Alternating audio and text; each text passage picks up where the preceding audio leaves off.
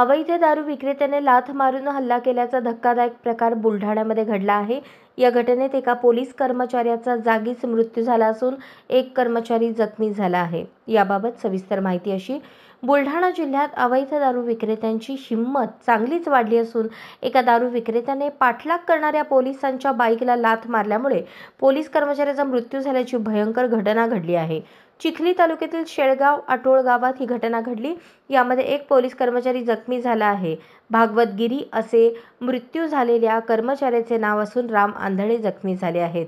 Andhera police स्टेशनचे राम आंधळे आणि भागवत गिरी दुचाकीने शेळगाव आटोळ परिसरात पेट्रोलिंग करत होते। शिवणकर नामक अवैध दारू विक्रेता दारूचे बॉक्स घेऊन शेळगाव आटोळकडे जात होता। ही माहिती मिळाल्यानंतर पोलीस कर्मचाऱ्यांनी पाठलाग करून शिवणकरला पकडण्याचा प्रयत्न केला, मात्र शेळगाव आटोळजवळ शिवणकरने पोलिसांच्या बाईकला लाथ मारली, त्यामुळे बाईक रस्त्याच्या कडेला असलेल्या झाडाला धडकली।